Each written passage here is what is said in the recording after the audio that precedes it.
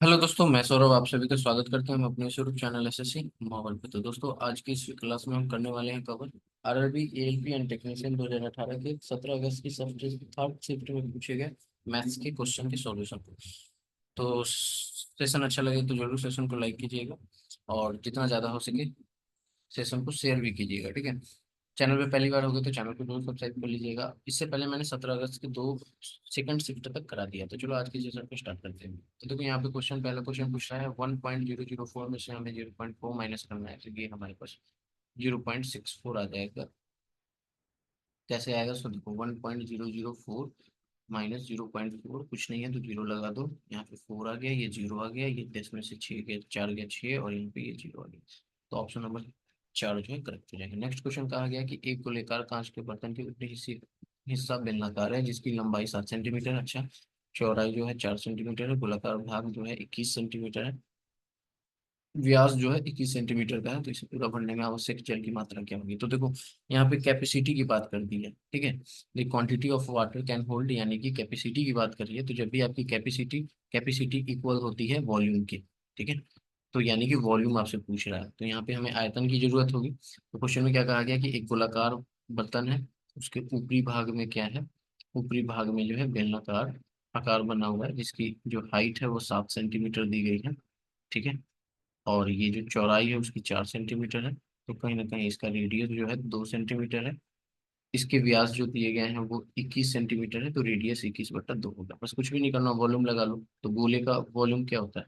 4/3 pi are cube, यानी कि 21/2 गुने 21/2 गुने 21/2 प्लस गोली ये आपके बेलन का आयतन क्या होता है? पाई आर स्क्वायर इंच, तो 22/7 गुने यहाँ पर आर स्क्वायर, दैट मीन्स 2 का स्क्वायर 4 और इंच 7। 7 से 7 कैंसिल, 7 का 21 से 1 4, ये गया आपका 11। तो यहाँ पे हो गया 11 गुने 21, 21 है 441 प्लस 88। तो ये हमारे पास आ जाएगा 1 5 8 4 प्लस 8 8। तो इसको ऐड करो तो 4939 आपका आंसर आ जाएगा सेंटीमीटर क्यूब। तो ऑप्शन नंबर कौन सा सही हो जाएगा? ऑप्शन नंबर जो है सेकंड जो है करेक्ट हो जाएगा। इस तरह से इस क्वेश्चन को सॉल्व करना था। नेक्स्ट क्वेश्चन कहा गया है औसत से 10 छात्रों के समूह में एक छात्रों का प्राप्तांक जो है औसत 20 है। तो देखो 10 का एवरेज कितना है? 20 है। तो टोटल कितना हो जाएगा?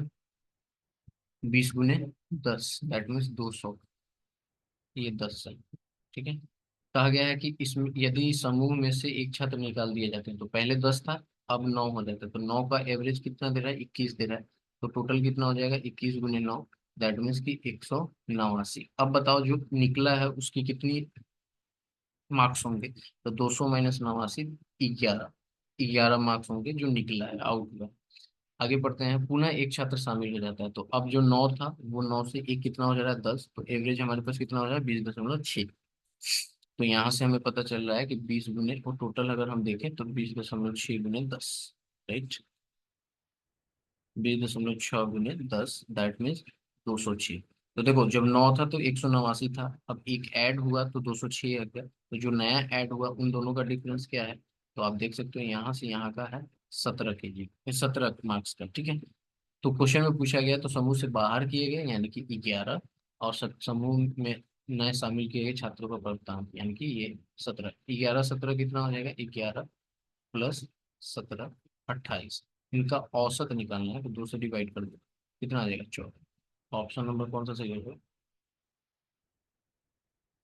नेक्स्ट क्वेश्चन कहा गया कि 5 आदमी 10 औरतें एक कार्य को 20 दिन में पूरा कर सकती है, 3 आदमी 4 औरतें उसी कार्य को कितने दिन में? देखो तो इसमें कुछ भी नहीं करना है, पहले इफिशियंसी निकालना है। 5 मैन किसी काम को जितने दिन में करते हैं उतने ही काम 10 औरतें करती हैं, ठीक है। तो यहाँ से मैन और वुमेन की इफिशियंसी कितनी आ जाएगी? 10/5, दैट मीन्स 2/2 सही एक, नहीं सॉरी 2/1, यानी कि मैन की इफिशियंसी 2 और वुमेन की इफिशियंसी 1।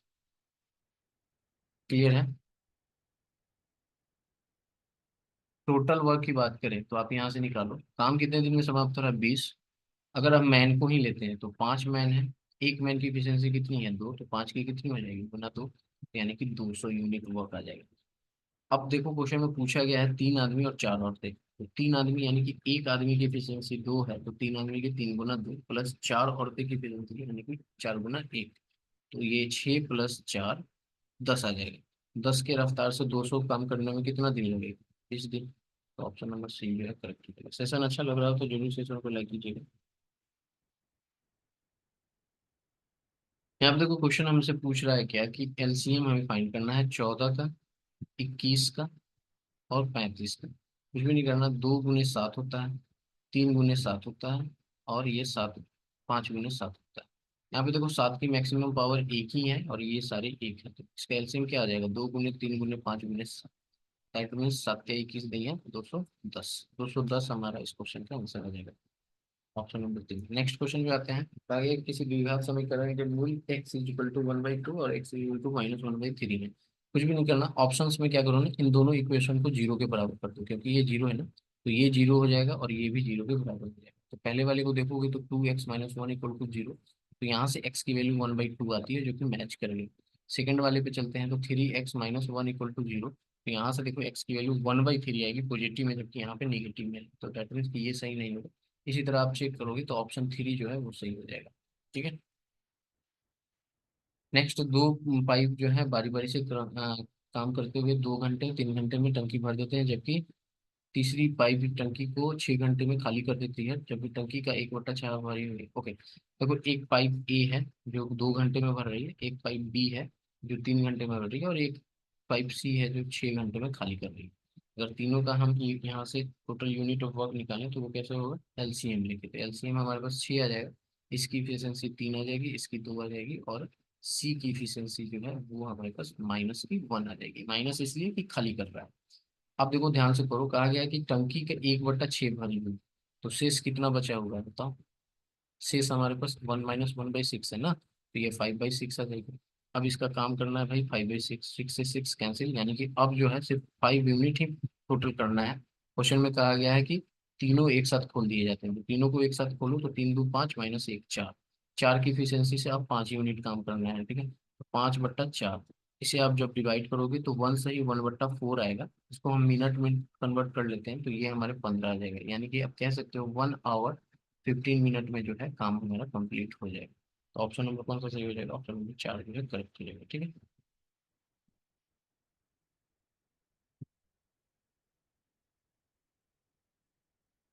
क्लियर है?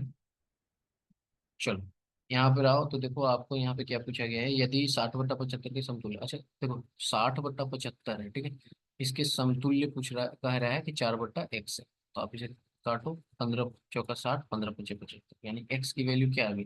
5 आ गई। तो ये ऑप्शन ना हो कि ये ऑप्शन सही होगा, पेन में चेंज कर दिया। ठीक है। नेक्स्ट पे आते हैं। यहाँ पे देखो क्या कहा गया है, ये तो आपका सिंप्लीफिकेशन का है। 6×3 = 18 -18 और 3, तो 21, यानी कि 12 में से आपका 12 में से कितना चला जाएगा? -21, -9 आ जाएगा। ठीक है। ऑप्शन नंबर 4 जो है करेक्ट हो जाएगा।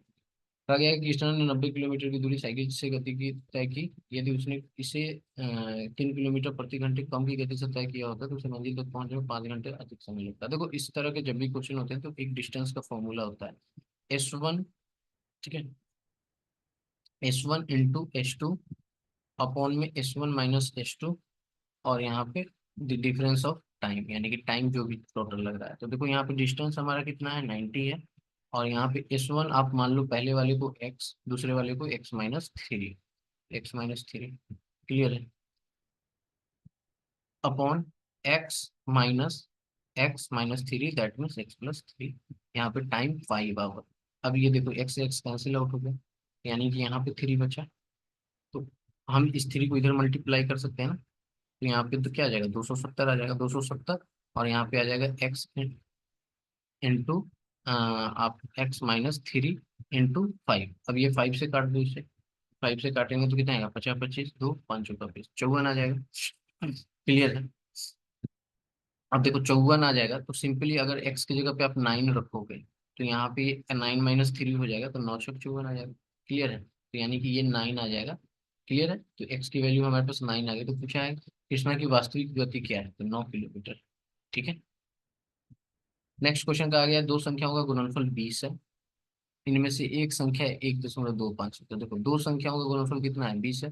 तो बस कुछ भी नहीं करना, एक संख्या दी हुई है तो 20 को डिवाइड कर दो 125 से। अगर इसको हटाओगे तो डबल जीरो यहाँ पे आ जाएगा सर, यहाँ पे डबल जीरो आ जाएगा। काटो इसे, 25 25 125। अब यहाँ पे देखो 25, 25 8 200, 200 गया, 80 आ गया, 16 25 80, यानी कि 16 इस क्वेश्चन का आंसर आ जाएगा। ठीक है।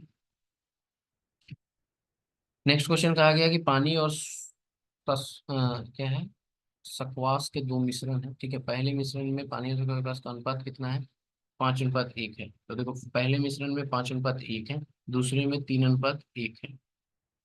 कहा गया है कि इन्हें 3:2 में बनाने के लिए, अच्छा देखो जब भी आपकी इस टाइप का क्वेश्चन हो ना, तो यहाँ पे देखो इन दोनों का देखो क्या है, यहाँ पर अगर इन दोनों का टोटल क्वांटिटी देखोगे तो 5 1 6, इन दोनों का देखोगे तो कितना है, 3 1 4। तो इस 6 और 4, इस दोनों का आप बराबर करना है, यानी यहाँ भी बराबर होना चाहिए, यहाँ भी क्वांटिटी बराबर होना चाहिए। ठीक है।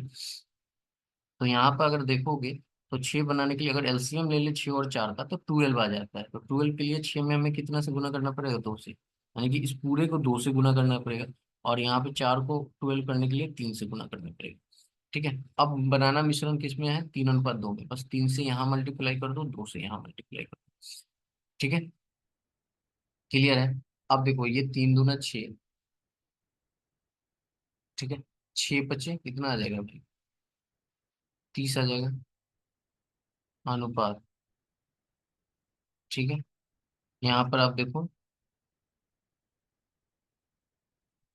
हम्म, ठीक है, और ये आ जाएगा 6, क्लियर है।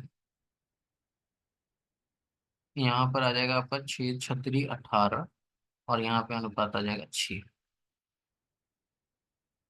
सही है, समझ में आया। तो देखो अब यहाँ पे अगर आप देखोगे तो हमसे पूछा क्या गया है, पानी और श्वास का अनुपात क्या है। मैं सही तो कर रहा हूँ ना, जस्ट वेट 1 मिनट, मैं देखती हूँ इसको। हमने क्या किया कि इसको इक्वेट किया,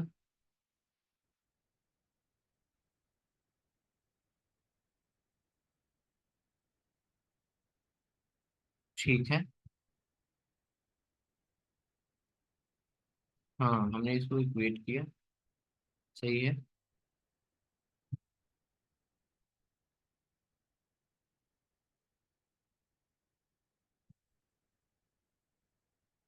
अच्छा, आप चाहो तो इसको ऐसे भी कर सकते हो ना। इसको हम लोग कैसे कर सकते हैं, अगर आप इसे यहाँ पर, अगर आप इसे काटना भी चाहो तो काट भी सकते हो, क्योंकि सिंपली यहाँ पे 3 और 2 है ना दोनों साइड, ये दोनों साइड भी कट ही सकता है।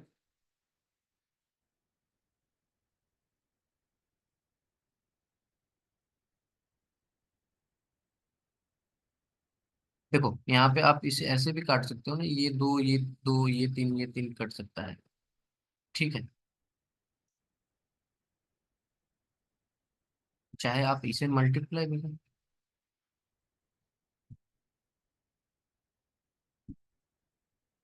या आप इसको ऐड भी कर लो सीधा सीधी। चलो ऐसे नहीं करो तो आप इसे ऐड भी कर लो, तो ऐड करोगे तो कितना आ जाएगा, 48 आ जाएगा, और इसको ऐड करोगे तो 12 आ जाएगा।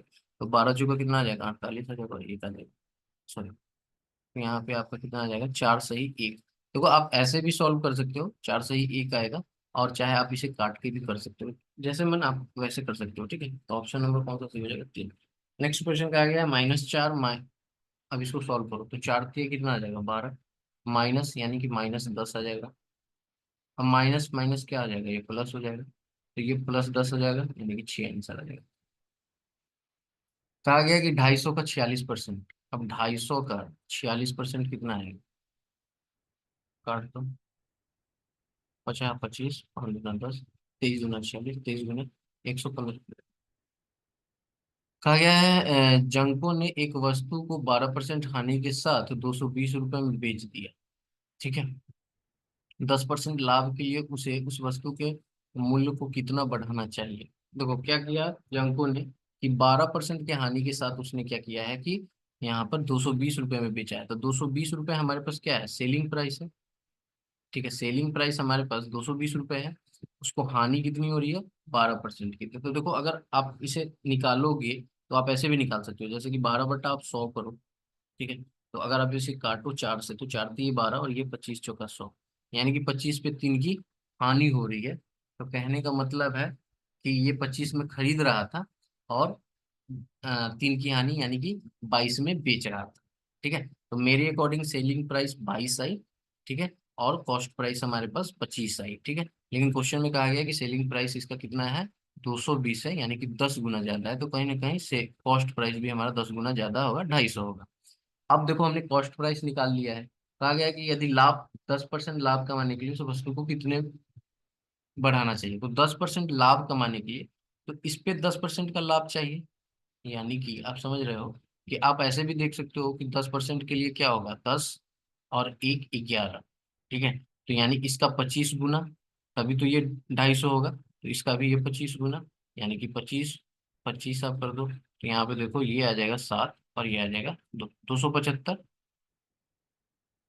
ये आ रहा है ना,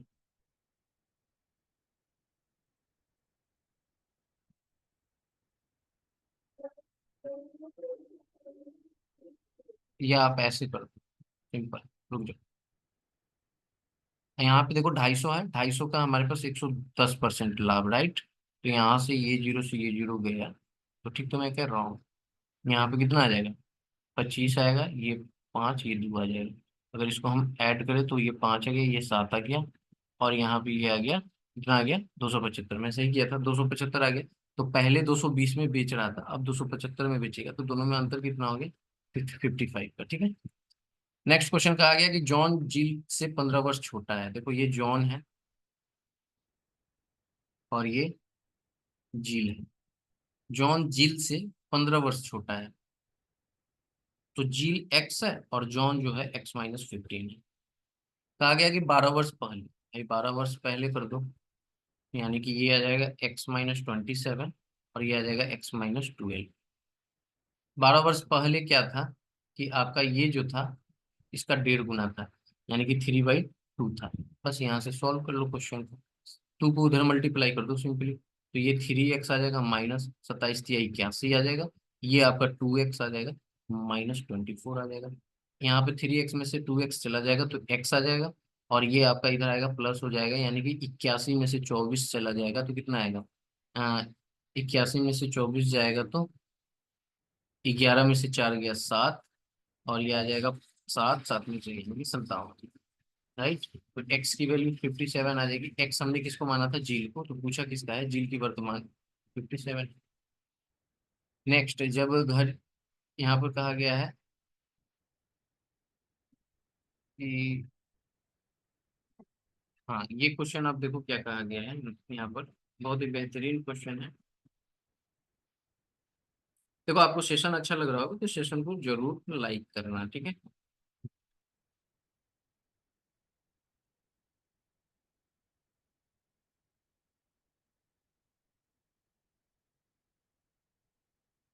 क्वेश्चन पढ़ो ध्यान से। कहा गया है कि एक घड़ी में शाम के 5:49 का समय।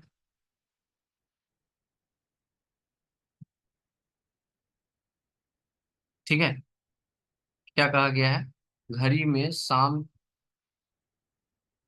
में 5:49 का समय हो रहा है, तो घंटे और मिनट की सुई के बीच बने एक छोटे कोण का मान क्या होगा। देखो यहाँ पे आप, ये क्वेश्चन हमसे पूछा जाता है बार बार, तो इसमें आपसे घड़ी में पूछा जा रहा है ना कि जो मिनट की सुई और घंटे की सुई जो है उसके बीच के कोण बताइए कितने डिग्री का है। तो देखो टाइम कितना दिया गया है, 5:49 ये दिया गया है। ठीक है, तो आप इसे सॉल्व करोगे तो क्या, एक बेसिक फॉर्मूला होता है कि 11/2m -30h। ठीक है, ये फॉर्मूला होता है जहाँ पे m मिनट का होता है और h आवर का होता है। ठीक है, अब यहाँ पे देखो, तो ये आप m है और ये हमारा पास h है। ठीक है, तो आप इसे पुट कर दो, तो 11 × 49, यहाँ पे 2 है, -30 × 5। क्लियर है, जैसे ही आप इसको सॉल्व करोगे तो ये हमारे पास कुछ इस तरह से आ जाएगा। ये 5 पॉइंट कितना आ जाएगा, 5 दूना 10, ठीक है, एक 5 दूना 10 यानी कि 5.5 आ जाएगा। 49 को 5.5 से मल्टीप्लाई कर दो तो आपके पास आ जाएगा 269.6, और इस ये हमारे पास 150 आ जाएगा। माइनस कर दो तो 119.5 डिग्री जो है दोनों के बीच का अंतर होगा। तो ये फॉर्मूला आप याद रख लो, जब भी आपके घर ही वाले क्वेश्चन पूछेंगे तो आपका यही होता है 11/2 m। एम हमारे मिनट वाली को दर्शाता है, -30 h, एच हमारे आवर वाला, तो यहाँ पे आवर 5 है और मिनट 49। नेक्स्ट क्वेश्चन कहा गया है कि किसी संख्या का 26% 65 है तो संख्या क्या है। देखो किसी संख्या का 26%, तो एक्स का 26% क्या है, 65 है, ठीक है, क्लियर है। तो वो संख्या क्या है, तो कुछ नहीं करना है, आप 13 दूना 26, 13 दूना 26, 13 × 5 = 65, 13 × 5 = 65, ठीक है। आप इसे काट दो 50, 50 × 5 = 250। नेक्स्ट क्वेश्चन कहा गया है कि 1/1 + sin theta plus 1/1 - sin theta का वैल्यू क्या होगा। कुछ भी नहीं करना है, यहाँ पे देखो सिंपली अगर एलसीएम ले लोगे तो ए इंटू यहाँ पे 1 + sin थीटा, और यहाँ पर आपके आ जाएंगे 1 - sin थीटा, ठीक है। अब देखो इसको मल्टीप्लाई करोगे तो यहाँ पे हमारे पास 1 - sin थीटा आएंगे, प्लस यहाँ पर 1 + sin थीटा आएंगे। तो अगर देखोगे तो साइन थीटा कैंसिल आउट हो गया। यहाँ पर ये हमारे a - b के होल स्क्वायर पे बन जाएगा, मतलब a - b into a - b, that means a² - b²। तो यहाँ पे आप देखो तो ये आ जाएगा ऊपर में 2 अपॉन, यहाँ पर आ जाएगा a² माइनस का क्या आ जाएगा, b², यानी कि sin² थीटा। तो देखो 1 - sin² थीटा हमारे पास क्या दे देता है, cos² थीटा, तो 2/cos² थीटा आ जाएगा, ठीक है, cos² थीटा। अब आपको पता है कि 1/cos² थीटा sec² थीटा होता है, तो हम लिख सकते हैं ना 2 sec² थीटा। तो ये आपको फॉर्मूला सारी याद होनी चाहिए, तो ऑप्शन नंबर 1 जो है करेक्ट हो जाएगा, ठीक है। नेक्स्ट क्वेश्चन पे आते हैं। कहा गया है कि दिया गया बार ग्राफ 4 छात्राओं को पसंदीदा फल का दर्शाता है, कौन सा फल सबसे कम छात्रों द्वारा पसंद किया जाता है। तो देखो यहाँ पे सबसे कम कौन सा है, ये 6 है, सबसे कम ग्राफ में तो यही दिख रहा है, तो क्या है, ये ग्रेप्स, अंगूर। तो ऑप्शन नंबर 2 जो है ये तो इजी था। तो ये कुछ क्वेश्चन थे आपके जो आपको सॉल्व मैंने आपको कर दिए। कैसा लगा सेशन जरूर कमेंट करके बताइएगा। अब मैं बात कर लेता हूँ, देखो आप अगर एएलपी की, देखो अभी क्या है ना, एएलपी में फॉर्म एक्सेप्टेशन के मैसेज आने लगे हैं, यानी कि आपके फॉर्म जो है प्रोविजनली एक्सेप्टेड हो गए हैं। तो अब आपके यहाँ पर फॉर्म एक्सेप्टेड के मैसेज आने लगे हैं, तो इट मीन्स कि अब आपका जो है एग्जाम जो है जल्द ही होने वाला है, ठीक है, मतलब नवंबर तक आप मान सकते हो कि हो जाएगा। तो अभी आप चाहते हो कि अगर आप मैथमेटिक्स और रीजनिंग भी, मैं आपको दोनों कह रहा हूँ, अगर आप क्रैश कोर्स करना चाहते हो तो आप ये वाली बैच ज्वाइन कर सकते हो, ठीक है। ये मैथ्स का है सिर्फ, ठीक है।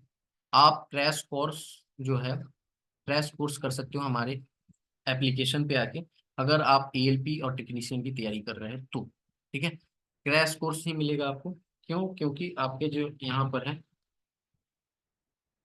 ठीक है, यहाँ पर जो है समय कम है, तो आपको इन समय में सिलेबस कंप्लीट करके पूरा सिलेबस कंप्लीट करना है, तो ये क्रैश कोर्स आपको मिलेगा। तो प्राइस वही है, लेकिन मैं आपको क्रैश कोर्स करा रहा हूँ। अगर आप इतनी करना चाहते हो तो आप जुड़ के एएलपी के लिए मैथमेटिक्स पढ़ सकते हो। एनटीपीसी की नोटिफिकेशन अगस्त में आने वाली है, तो आप एनटीपीसी के लिए भी बैचेज ज्वाइन कर सकते हो, ठीक है। तो आपको सिंपली क्या करना है, जाना है प्ले स्टोर पे, सर्च करना है सौरभ मैथ्स, उसको इंस्टॉल कर लेना है आपको। इसको इंस्टॉल करने के बाद नंबर से लॉगिन करना है, लॉगिन करने के बाद आपको ये बैच दिख जाएंगी, इस बैच में आपको इनरोल हो जाना है, ठीक है। अगर आपको डेमो चाहिए तो आप वहाँ पे कमेंट करके पूछ सकते हो, मैं आपको रिप्लाई कर दूंगा, डेमो भी आपकी शेड्यूल कर दूंगा। तो इस क्लास में इतना ही, सेशन अच्छा लगा हो तो जरूर कमेंट कीजिएगा। तब तक इतना ही, जय हिंद जय भारत, सभी को ख्याल रखिएगा, चैनल को जरूर सब्सक्राइब कीजिएगा।